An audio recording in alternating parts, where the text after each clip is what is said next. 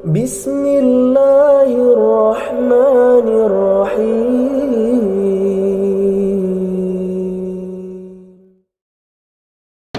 بسم الله الرحمن الرحيم. السلام عليكم ورحمة الله وبركاته.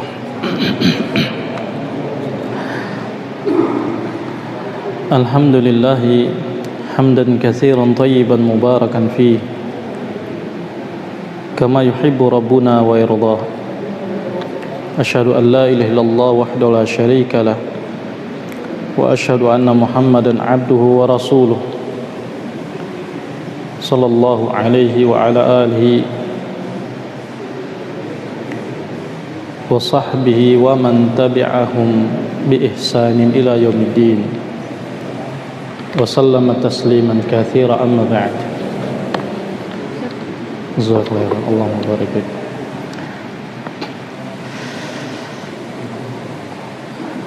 Pada pertemuan yang lalu, ikhwati a'azani wa azakumullah,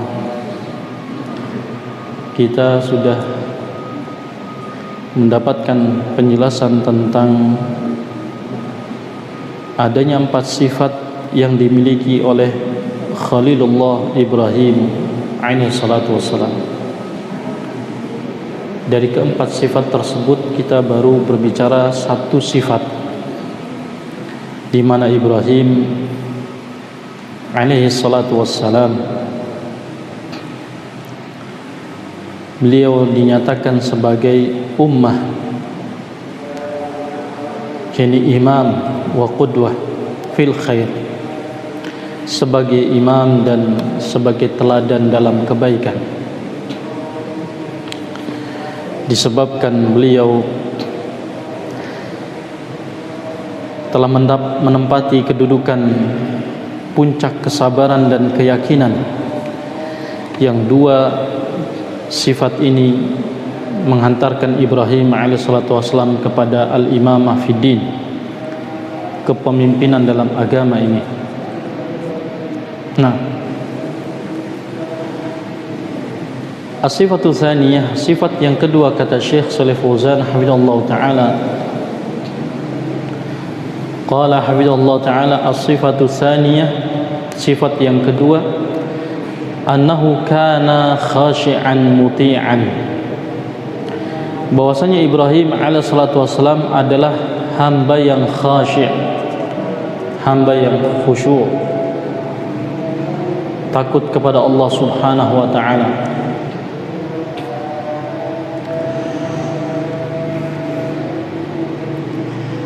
Muti'an, hamba yang taat, mudawiman ala ibadatillahi ta'ala, selalu beribadah kepada Allah subhanahu wa ta'ala, yang disifati oleh Allah subhanahu wa ta'ala di dalam ayatnya ini dengan qanitan lillah. Ibrahim alaihissalatu wassalam adalah hamba yang qanitan lillah, hamba yang selalu taat kepada Allah subhanahu wa ta'ala, dan itu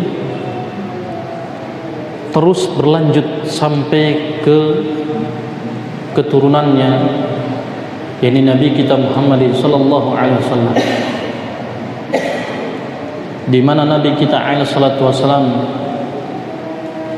kana sallallahu alaihi wasallam yazkuru fi kulli ahyanihi, Rasulullah SAW senantiasa mengingat Allah subhanahu wa ta'ala dalam setiap keadaannya,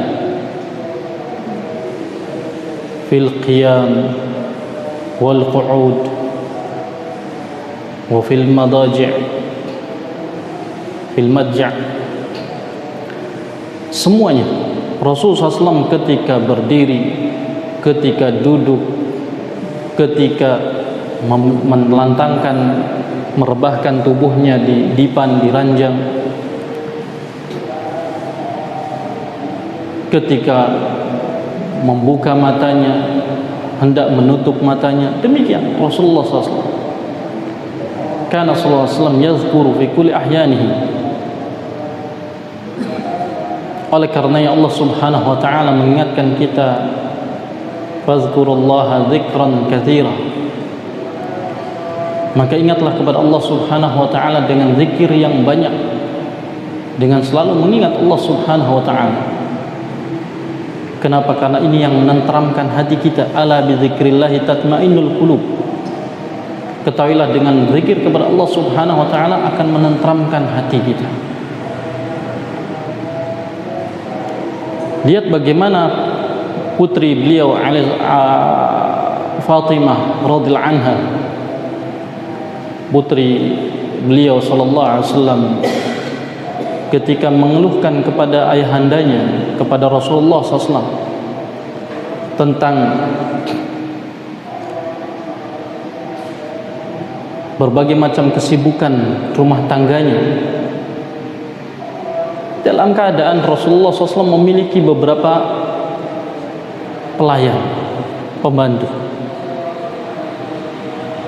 Tetapi kemudian tidak lantas Rasulullah SAW memberikan salah satu pelayannya kepada Fatimah radhiyallahu anha. Bahkan diajarkan oleh Rasulullah SAW, maukah engkau aku ajarkan sesuatu yang dengan itu akan membuatmu kuat untuk mengerjakan pekerjaan rumah tangga.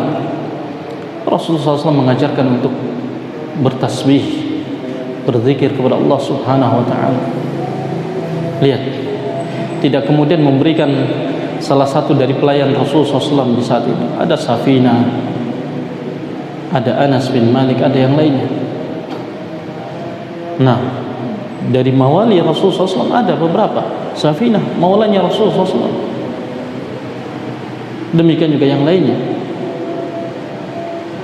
Nah, maka ini yang dinyatakan atau disebutkan oleh para ulama dengan al-baqiyatus salihat. Baqiyatus salihat. Qala hafizallahu taala as-sifatu tsalisah, kemudian sifat yang ketiga, annahu kana mu'idan 'anil syirki. Bahwasanya beliau Ibrahim alaihissalatu wassalam adalah orang yang mu'rid 'anil syirik, berpaling dari kesyirikan, muqbilan 'ala Allah taala, menghadap kepada Allah Subhanahu wa taala. Ini Ibrahim alaihissalatu wassalam dengan kesabarannya,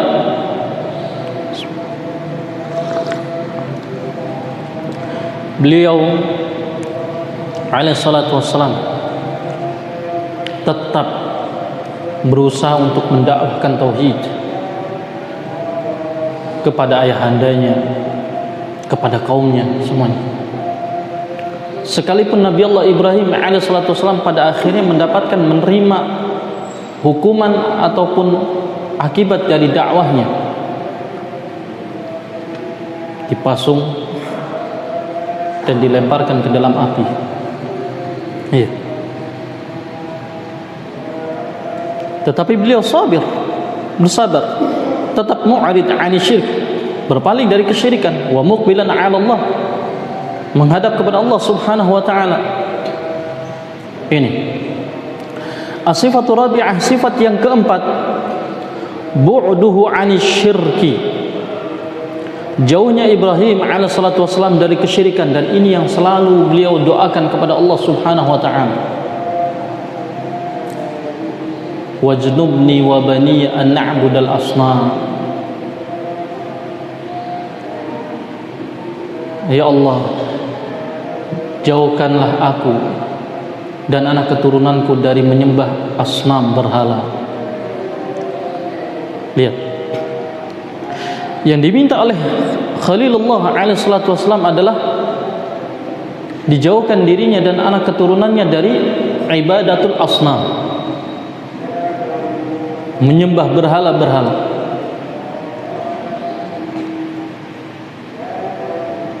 Tidak diminta dengan permintaan yang lain, tetapi yang dimintakan dari Allah Subhanahu wa taala adalah dijauhkan dirinya dari kesyirikan. Maka kata Imam Ibrahim At-Taimi rahimahullah taala, faman ya'man ba'da Ibrahim alaihi salatu wassalam. Setelah beliau membawakan ayat ini, wajnubni wa bani an na'budal asnam, kata Imam Ibrahim At-Taimi rahimahullah ta'ala, siapa orangnya yang bisa aman dari syirik setelah Ibrahim alaihi salatu wassalam? Faya subhanallah, Imamul Muwahhidin, Abul Anbiya, imamnya orang-orang yang bertauhid, ayahnya dari para nabi, tetapi beliau tetap takut dari syirik, minta dijauhkan dari syirik. Siapa yang lebih merasa aman setelah Nabi Allah Ibrahim alaihissalam? Tidak ada yang aman, karena ibadatul asnam, menyembah berhala-berhala itu dengan banyak bentuk. Nah, banyak bentuknya, sehingga yang dipilih oleh Ibrahim alaihissalam dengan lafaz al-asnam. Nah,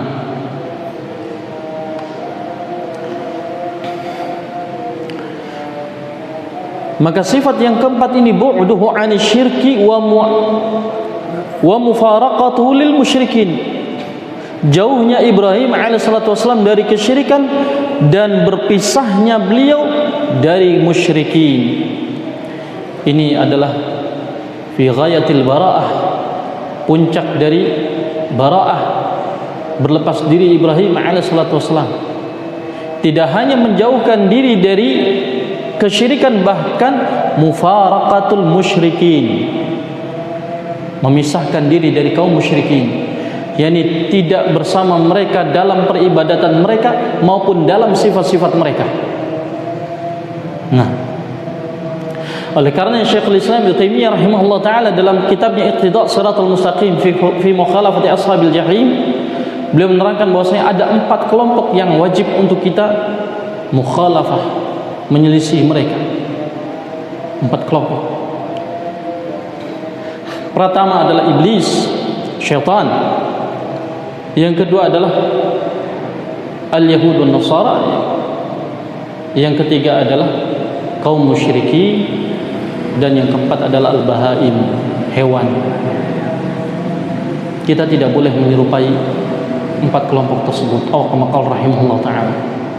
Nah, bisa dilihat di dalam kitab Iqtida' Shiratal Mustaqim fi mukhalafati ashabil jahim, karya Syekhul Islam Ibnu Taimiyah rahimahullah taala. Nah, sehingga ini adalah puncak dari bara'ahnya Ibrahim alaihissalatu wassalam, berlepas dirinya Ibrahim alaihissalatu wassalam.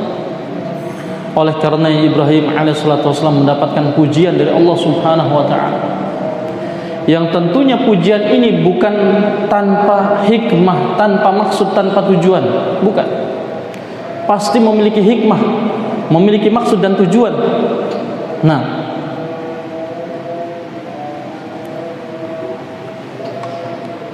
sebagaimana halnya diterangkan oleh Syekh Ibnu Utsaimin rahimahullah taala, ketika Allah subhanahu wa ta'ala memuji seseorang dengan kebaikan karena kebaikannya, itu artinya ada 2 perkara yang harus kita perhatikan betul-betul. Ada 2 perkara yang harus kita perhatikan betul-betul. Bukan hanya sekedar Allah memuji seseorang karena kebaikannya itu berarti dia memiliki fadilah, keutamaan. Tidak hanya itu saja. Ketika Allah memuji seseorang, dia punya fadilah, keutamaan, tetapi hikmah dari itu bukan hanya ini. Tetapi yang lebih penting daripada itu adalah ada 2 perkara yang sama pentingnya dengan kita mengenal keutamaan orang tersebut. Dengan ayat ini kita mengetahui bahwasanya Ibrahim alaihissalam memiliki fadilah, memiliki keutamaan, sebagaimana nanti akan diterangkan faedah yang diberikan oleh Syekh Shalih Fauzan hafizallahu taala. Tetapi lebih daripada itu, yang diinginkan dengan pujian Allah Subhanahu wa taala yang pertama adalah mahabbatu man asnallahu alaihi khairan, mencintai apa yang sudah Allah puji dengan kebaikannya. Artinya kita mencintai Ibrahim alaihissalatu wassalam. Ya. Karena dengan mencintai Ibrahim alaihissalatu wassalam maka kita akan mengikutinya. Nanti hikmah yang kedua. Nah, sebagaimana kita mencintai para malaikat walaupun mereka bukan dari kalangan kita, ya. Mereka bukan dari kalangan kita, para malaikat. Tetapi kenapa kita mencintai mereka? Li'annahum muti'una lillah.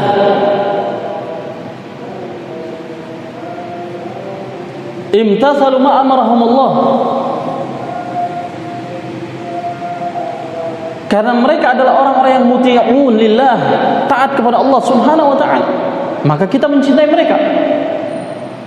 Ya.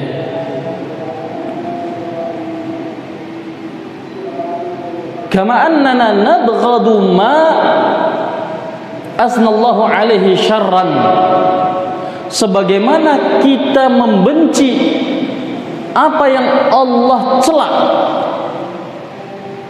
Allah Subhanahu wa taala mencela siapa? Syaitan wa atba'uh. Ya. Allah mencela syaitan dan para pengikutnya. Kenapa kita membenci mereka? Li'annahum 'asuna lillah. Karena mereka apa? Bermaksiat kepada Allah Subhanahu wa taala. Wa hum a'da'un lillah walana. Karena mereka adalah musuh-musuh Allah dan musuh kita. Ya. Ini. Maka kita membenci syaitan dan para pengikutnya. Karena itu, maka ini hikmah ketika Allah Subhanahu wa taala memuji seseorang.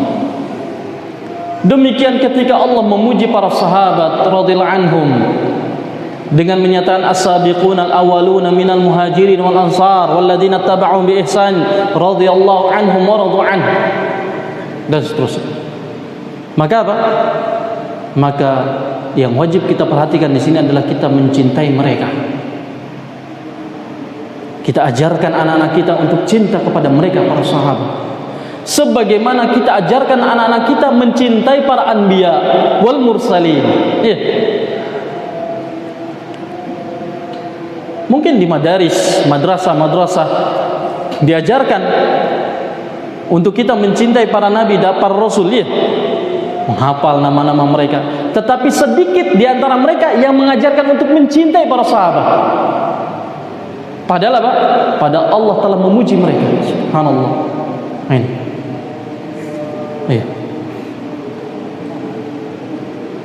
Dalam keadaan musuh-musuh Islam berupaya membuat tasykik, keraguan-keraguan terhadap Islam, dari jalan menjadikan kaum muslimin benci kepada para sahabat radhiyallahu anhum.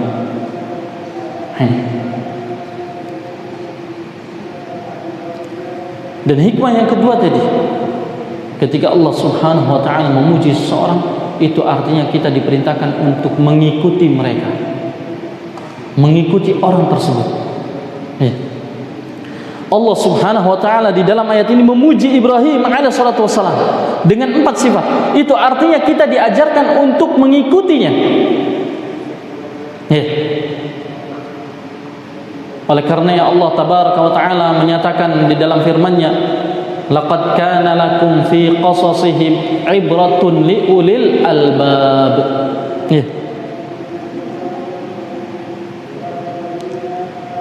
Telah ada bagi kalian pada kisah-kisah mereka para anbiya ibrah, pelajaran. Pelajaran bagi siapa? Liulil albab, bagi orang-orang yang mau berpikir, orang-orang yang memiliki akal.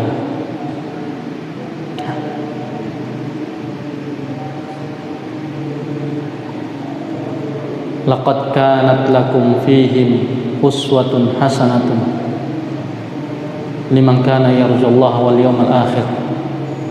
Dalam surah Al-Mumtahanah kalau tidak salah ya. Telah ada pada diri untuk kalian, pada diri mereka, teladan yang baik bagi siapa-siapa yang mengharapkan perjumpaan dengan Allah dan hari akhirat.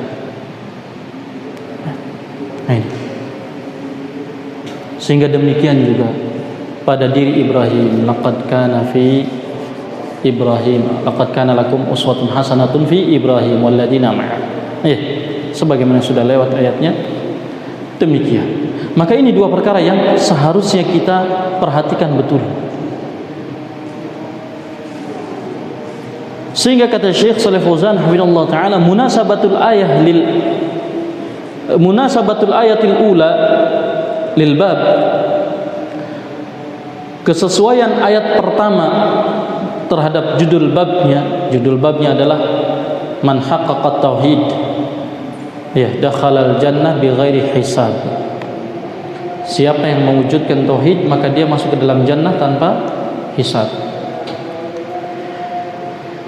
Maka kata Syekh, annahu wasafa khalilahu bihadhihi sifat, bahwasanya Allah Subhanahu wa taala telah mensifatkan kekasihnya ini dengan 4 sifat ini. Allati hiyal ghayatu fi tahqiqit tauhid, yang keempat sifat ini merupakan ghayah fi tahqiqit tauhid, puncak dalam mewujudkan tauhid. Kalau kita ingin betul-betul mewujudkan tauhid dengan sebenarnya, maka kita harus memiliki 4 sifat ini, mewujudkan 4 sifat ini.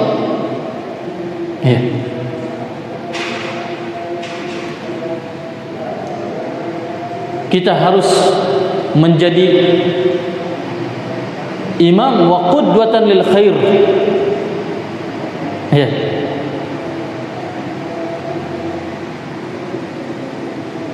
Sehingga kita diperintahkan juga untuk sering-sering berdoa, Rabbana hab lana min azwajina wa dhurriyyatina qurrata a'yun waj'alna lil muttaqina imama.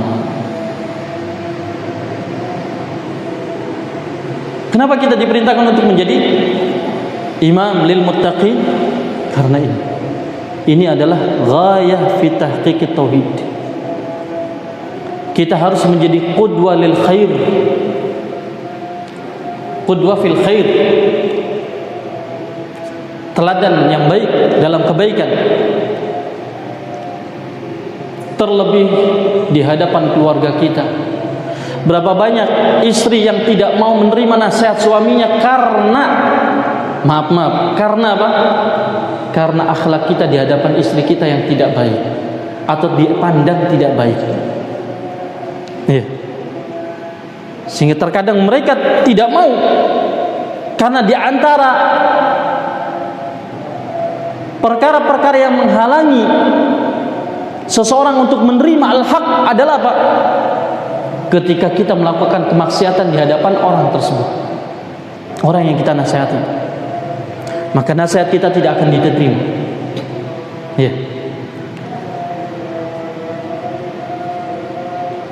Ini perkara-perkara yang menghalangi untuk nasihat kita itu bisa diterima oleh orang lain karena ini. Bahkan terkadang kitanya sendiri menjadi rendah, merasa malu. Padahal bukan syarat seseorang itu memberikan nasihat dia harus apa? Bebas dari kesalahan. Karena insan hal mahalul khata wa nisyan, tempatnya kesalahan dan kelupaan. Sehingga bukan syarat seseorang itu, seorang an-nasih, seseorang yang memberikan nasihat itu harus lepas dari kesalahan, kekurangan. Bukan syarat. Tetapi terkadang uyub wa naqais, aib kita dan kekurangan kita itu menjadi penghalang seseorang menerima an-nasihat. Ini terkadang. Buat demikian juga apalagi dengan anak-anak kita. Nah, ini. Sehingga terkadang anak-anak itu tidak bisa mau menerima nasihat kita. Kenapa? Karena kita dipandang tidak baik di hadapan mereka. Na'udzubillah wa na'udzubillah. Ya. Tetapi kalau kita dipandang sebagai qudwah fil khair, maka anak-anak itu akan menerima dengan mudah. Ini. Intabihu. Hati-hati dengan yang seperti ini. Dan tentunya sifat yang kedua juga khashi'an muti'an, mudawiman ala ibadatillah. Kitanya sendiri juga takut kepada Allah, khusyuk, muti' lillah. Kitanya juga harus taat kepada Allah Subhanahu wa taala. Jangan kita hanya bisa memerintahkan saja, nak ke masjid, tapi kitanya sendiri apa? Di rumah. Iya. Ayo nak baca Quran. Kitanya sendiri jarang baca Quran. Lebih banyak baca WhatsApp, baca status, baca ini dan itu, ya. Qurannya tertutup rapi. Kenapa? Karena nggak pernah dibuka. Kalau yang lecek itu ya karena yang sering dibuka, ya kan? Nah, jadi jangan bangga punya Quran di rumah rapi, iya. Rumahnya Qurannya masya Allah masih rapi, iya. Itu terlihat berarti nggak pernah dibuka, iya. Nah, atau jarang dibuka. Tapi bukan berarti kemudian Qurannya dibiarkan begitu saja di lantai ini dan itulah. Kita harus menghormati, memuliakan Al-Quran. Nah, ini. Baik.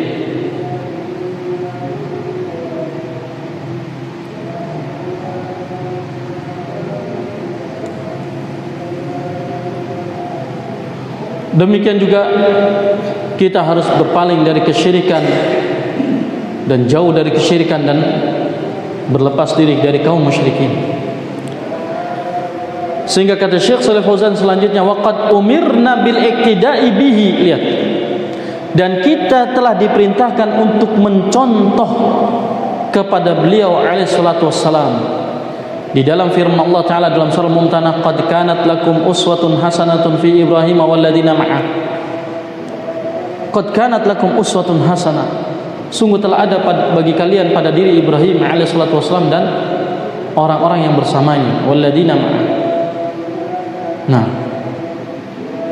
walaupun sebagai mufassirin mereka berselisih pendapat tentang makna walladzina ma'ah dan orang-orang yang bersamanya, siapa yang dimaksud.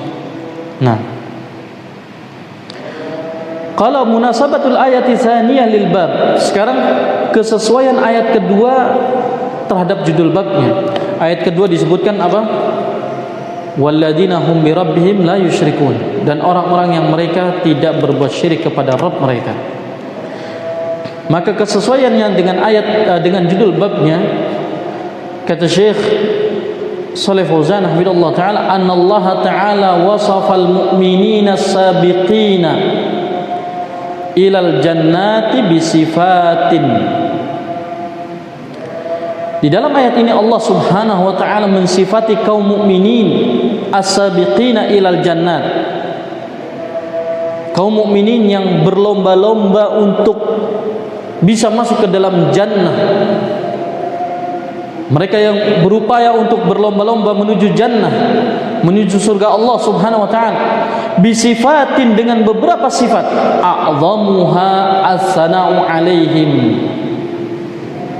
Yang paling agungnya adalah pujian kepada mereka. Pujian Allah kepada mereka, bi annahum bi rabbihim la yusyrikuna syai'an,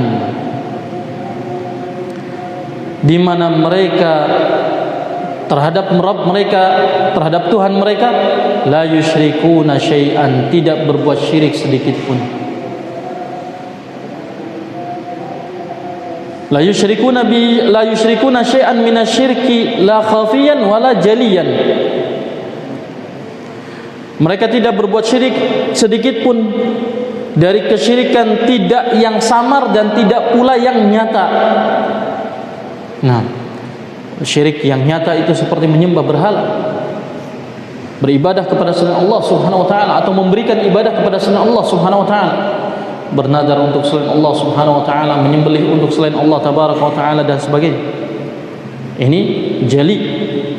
Adapun khafi, sebagaimana disebutkan oleh Nabi alaihi salatu wasallam, yakni ar-riya.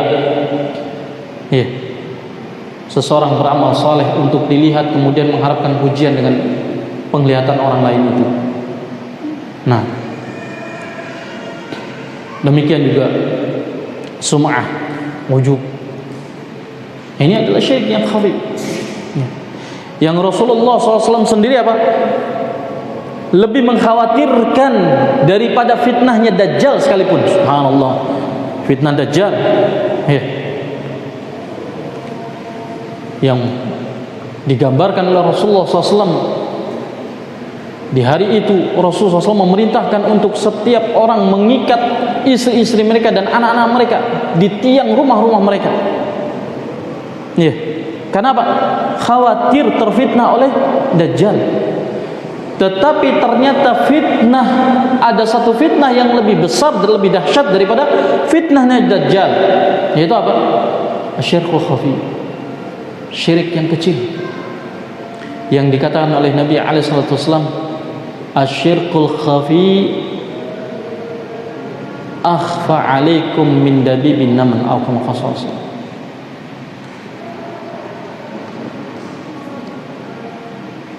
Yang syirik khafi ini lebih samar bagi kalian daripada langkahnya semut.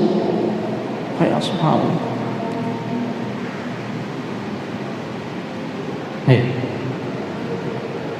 Lebih samar bagi mereka para sahabat. Bagaimana dengan kita yang jauh dengan masa kenabian, jauh dari nubuwah, yang kita kalau memiliki satu problem tidak bisa kembali kepada Rasulullah SAW. Mereka para sahabat ketika memiliki satu problem langsung dipecahkan dengan apa? Datang kepada Rasulullah SAW. Ya. Problem apa saja, problem rumah tangga, problem muamalah, jual beli ini dan itu, semuanya. Ya. Ditanyakan kepada Rasulullah SAW. Sekalipun dalam masalah cocok tanam ditanyakan kepada Rasulullah SAW. Ya. Ini sampai-sampai muncul hadis Nabi alaihi salatu wasallam, antum a'lamu bi umuri dunyakum, kalian lebih tahu tentang urusan dunia kalian. Dalam masalah rumah tangga juga demikian. Imra'atu Thabit bin Qais radhiyallahu anhu datang kepada Rasulullah SAW mengkhawatirkan nusyuz pada dirinya, khawatir dia durhaka kepada suaminya, karena setiap kali melihat suaminya dia khawatir berbuat kekufuran terhadap suaminya, minta diceraikan dari suaminya. Subhanallah, lihat, datang kepada Rasulullah SAW untuk menyelesaikan permasalahannya, yang kemudian muncullah hukum khulu, ya, dengan itu. Ya.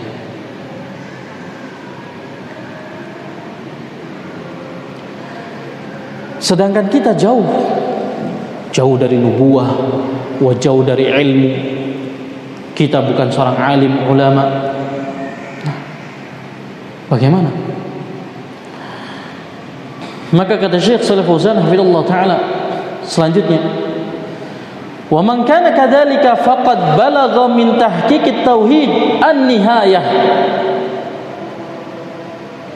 Maka barang siapa yang seperti itu kondisinya, berarti dia telah mencapai puncak dari tahqiqut tauhid, puncak dari mewujudkan tauhid.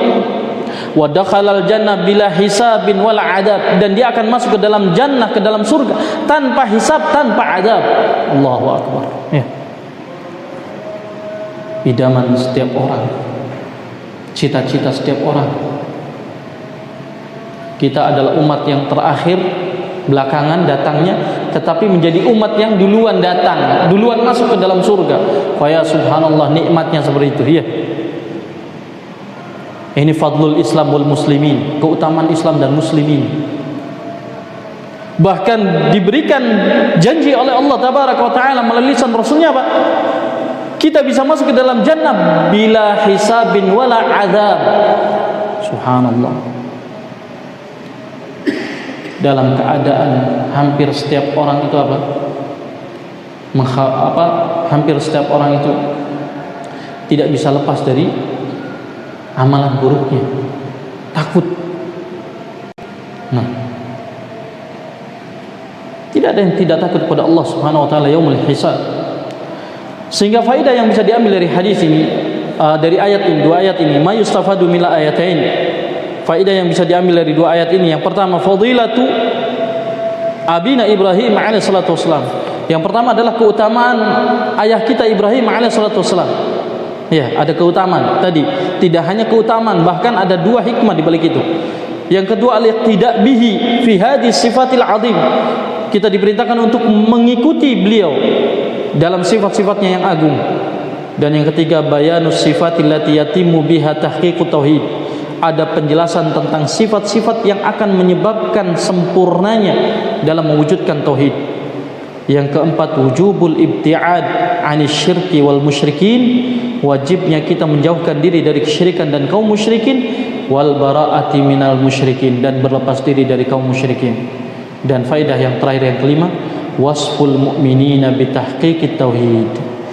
Di dalam dua ayat ini Allah mensifati kaum mukminin dengan sifat mereka orang-orang yang mewujudkan tauhid. Nah, naktabi bihadzal qadar, kita cukupkan sampai sini. Insyaallah taala tanya jawab bisa kita lakukan biasa ba'da al-adzan insyaallah taala. Wallahu taala a'lam bissawab. Wa aqulu qouli hadza astaghfiru li wa lakum wa lisa'il muslimin wal muslimat min kulli dzunub wal khataaya wa nasallahu as-salama wal afiyah. Wassalamualaikum warahmatullahi wabarakatuh. Baik, tafadhal barangkali ada yang bertanya. Ketika Nabi Ibrahim ditangkap, mengajukan berhala, Apa? Ketika Nabi Ibrahim ditangkap, setelah mengajukan berhala, itu kemudian dia akan dibakar, dibakar. Ada dengan mendapat riwayat bahwasanya para binatang itu bahu-bahu meniup api agar mati. Nah, apakah yang riwayat Sahih ataukah Israiliyah? Siapa yang bau-bau? Misalnya dari hadis Nabi yang binatang itu bersama-sama ingin memandikan api tersebut. Termasuk kata-kata tidak mau. Nah, kemudian yang kedua, adanya kenapa Nasrani dan yang mengikuti bahwasanya Ibrahim bagian dari mereka. Baik. Jazakallahu khairan. Yang pertama tentang kisah tersebut, wallahu a'lam, saya tidak tahu tentang kesahihannya. Yang zahir dari ayatnya adalah kuni bardan wa salaman ala Ibrahim. Jadilah engkau wahai api bardan, dingin, wassalaman, dan menjadi kesejahteraan, kedamaian, keselamatan bagi Ibrahim alaihissalatu wassalam.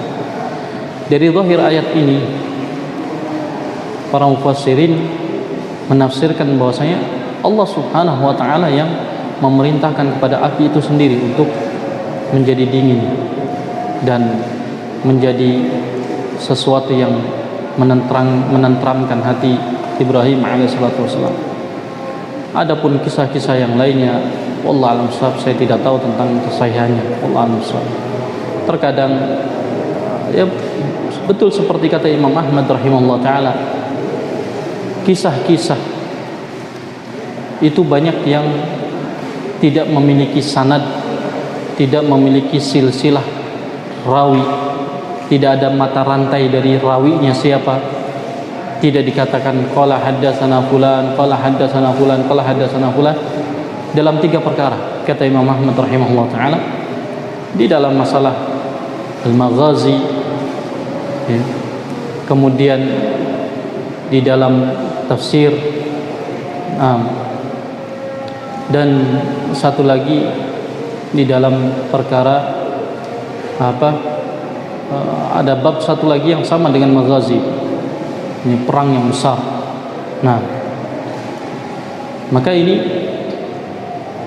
kata Imam Ahmad, 3 perkara ini adalah banyak riwayat-riwayat yang tidak ada sumbernya, tidak ada dasarnya, yang kalau kita teliti sanadnya tidak ketemu. Iya, dalam masalah tafsir, dalam masalah peperangan ini tidak banyak kisah-kisah yang tidak ada sanadnya, sehingga wallahu a'lam. Tetapi Rasulullah SAW sendiri menyatakan riwayat-riwayat dari Israiliyat itu dibenarkan atau dibolehkan untuk meriwayatkannya. Nah, tetapi tidak untuk diimani. Demikian. Wallahu a'lam. Ini pendapat yang kuat dari pendapatnya para ulama. Adapun kisah tadi, wallahu a'lam, saya tidak tahu kesahihannya.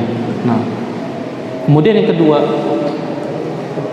pengakuan kaum Yahudi dan Nasrani yang mengatakan bahwasanya Ibrahim adalah bagian dari mereka. Ini adalah pengakuan yang jauh dari kebenaran, baik secara akliyah maupun secara dalil, ya, secara akal atau hissiyah, secara indrawi kita juga tidak akan masuk akal. Kenapa? Mana yang lebih dulu antara Ibrahim dengan mereka? Sekarang Yahudi nisbah kepada siapa? Kepada Yakub alaihissalatu wassalam. Siapa Nabi Yakub? Putranya Ibrahim alaihissalatu wassalam. Iya. Wa Nasrani nisbah kepada siapa? Kepada Nabi Isa. Siapa Nabi Isa? Dari keturunan Ibrahim alaihissalatu wassalam juga. Iya. Semuanya dari Ishak. Semuanya dari jalan Ishak. Ishak putra siapa? Putra Ibrahim alaihissalatu wassalam. Apakah mungkin seorang ayah kemudian dinisbatkan kepada anaknya? Yang ada anak dinisbatkan pada ayahnya, kan begitu ya? Fulan bin Fulan kepada ayahnya, kan begitu? Ibrahim lebih dulu, ya kan? Ibrahim lebih dulu daripada mereka semua, daripada bangsa Yahudi dan Nasrani, begitu kan? Bani Israel, kenapa dikatakan Bani Israel? Ini karena Israel itu adalah gelar bagi Nabi Allah Yakub alaihissalatu wassalam. Baik. Nah, mereka min aslabi Ishak alaihissalatu wassalam. Mereka adalah keturunan dari Ishak alaihissalatu wassalam. Sehingga tidak mungkin mereka bisa dinisbatkan kepada Nabi Allah Ibrahim alaihissalatu wassalam. Oleh karenanya Allah Subhanahu wa taala menyatakan, "Maka Ibrahimu Yahudiyan wala Nasraniyan." Ya. Walakin hanifan muslimah. Gitu ya. Nah, Ibrahim itu bukanlah seorang Yahudi, bukan seorang Nasrani, tetapi orang yang lurus dan muslim. Ini. Kenapa? Karena tidak masuk akal ketika orang yang lebih dulu terlahirkan kemudian dinisbatkan kepada yang belakangan. Kan begitu ya? Ada juga yang belakangan nisbat kepada yang nisbat kepada yang lebih dulu, kan begitu ya? Nah, demikian kan? Logikanya seperti itu kan? Ayah dengan anak, binnya itu kemana? Ke ayahnya atau ke anaknya? Ke ayahnya kan? Gak mungkin ke anaknya. Lah bagaimana ini bisa nisbatnya kepada Ibrahim, dinisbatkan kepada anak-anaknya, keturunannya? Iya. Nah, ada satu kisah dalam masalah ini untuk menghilangkan taklid a'ma, taklid buta terhadap mazahib al-arba', ya, mazhab yang 4. Ada seorang laki-laki, dia menikah dengan seorang wanita dari mazhab Hanafi. Laki-laki ini Syafi'i, mazhab Syafi'i. Menikahi seorang wanita dari mazhab Hanafi.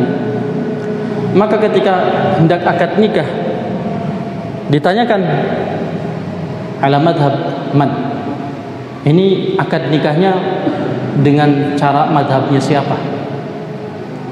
Ya. Syafi'i wala Hanafi. Mau caranya Imam Abu Hanifah atau Imam Syafi'i? Kata laki-laki ini,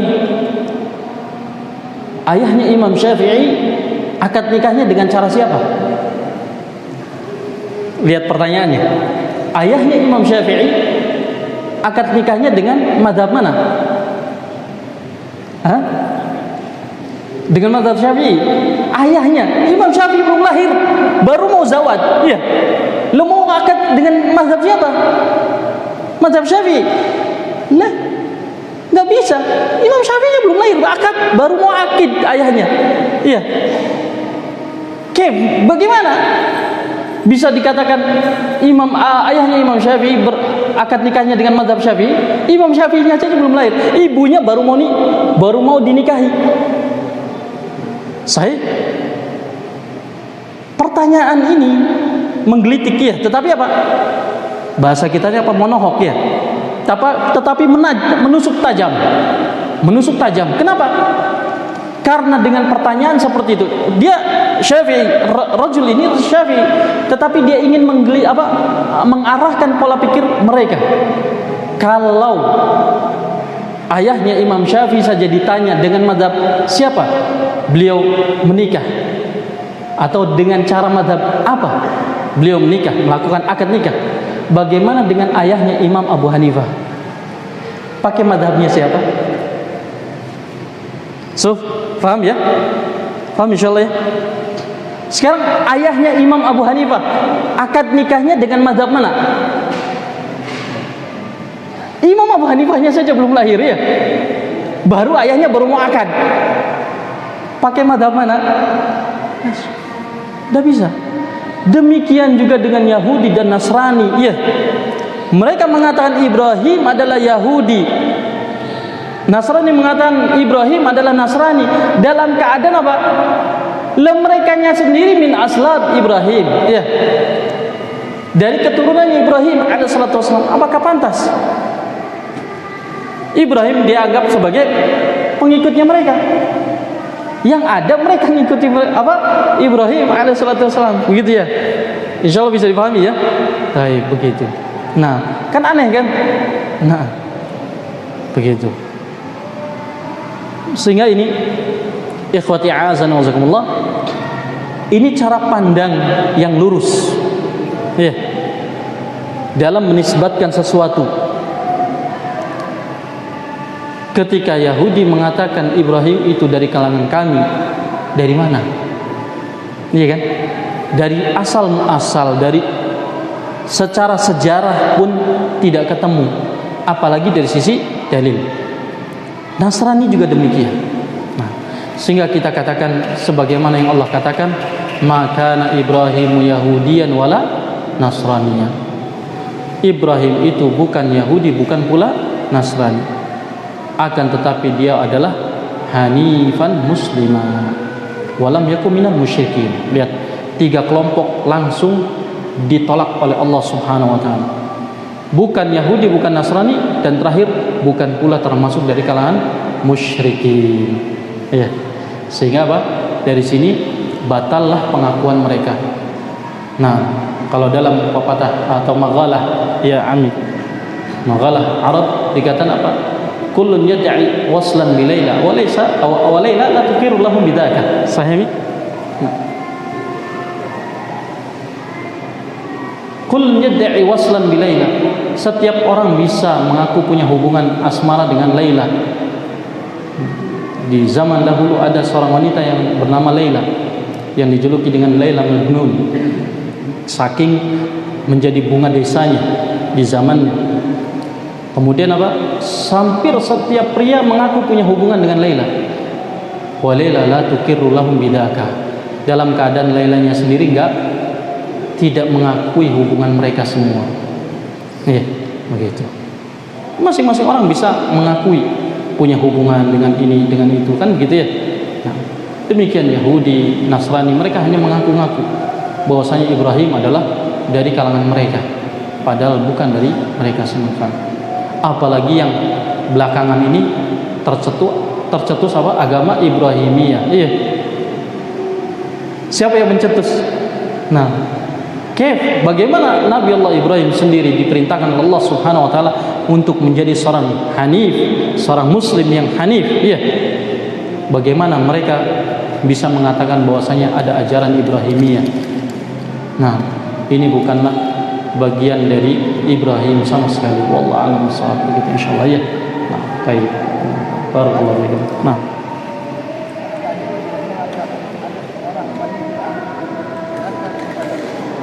Nah.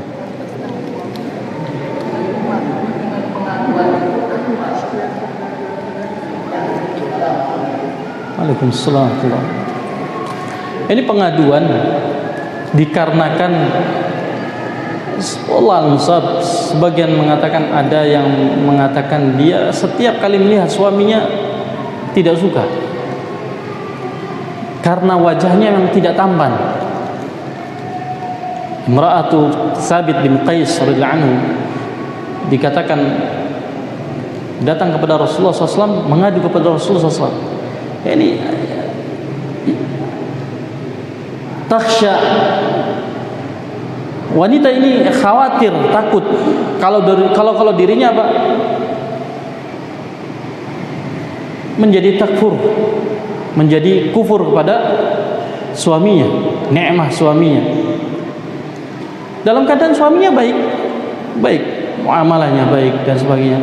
Hanya saja setiap kali melihat sampai digambarkan pengen muntah di depannya, gitu. Nah, sehingga mengadu kepada Rasulullah SAW, minta untuk diceraikan daripada saya menjadi kufur kepada nikmah yang diberikan oleh suami, kufur nikmah. Lebih baik saya lepas dari suami. Maka kata Rasulullah SAW, apakah kamu ingin atau mau memberikan kebun Sabit kepadanya? Karena Sabit dulu memberikan mahar dengan kebunnya. Nah, maka apa? Dikembalikan kebunnya. Iya, saya kembalikan kebunnya. Kemudian Rasulullah SAW menceraikan mereka. Demikian. Karena dikhawatirkan apa? Tadi menjadi kufur terhadap nikmat yang Allah berikan. Dan ini menjadi alasan yang dibenarkan untuk seorang wanita meminta khulu. Khulu ini adalah cerai yang dari hasil permintaan seorang wanita kepada penguasa atas suaminya. Demikian. Sehingga dia melakukan gugatan cerai kepada penguasa. Nah, demikian. Sehingga penguasa yang menentukan nanti apakah dia cerai atau tidak. Demikian.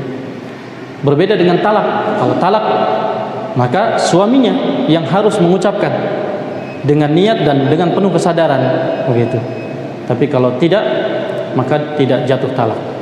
Dan ada beberapa persyaratan yang disebutkan tentang talak, demikian juga dengan khulu. Wallahu a'lam, begitu. Intinya wanita ini khawatir beliau kufur terhadap suaminya, begitu. Nah, demikian, beliau ingin menjaga kehormatannya, ingin menjaga agamanya agar tidak terjatuh pada kekufuran dalam bentuk kufur asghar, ya, kufur nikmah. Wallahu a'lam, itu yang saya ingat. Kita cukupkan sampai sini insyaallah. Nah, wallahu minkum al-taqsir wal italah. Wa nasallahu salama wa afiyah wa nasallaha yaj'alana minal ladzina yastami'una al-qawla fayattabi'una ahsanah. Amin ya rabbal alamin. Qul qawli hadza astaghfirullahi wa lakum wa lisal muslimin wal muslimat. Wa sallallahu ala nabiyyina Muhammadin wa ala alihi wa sahbihi wasallam. Alhamdulillahirabbil alamin.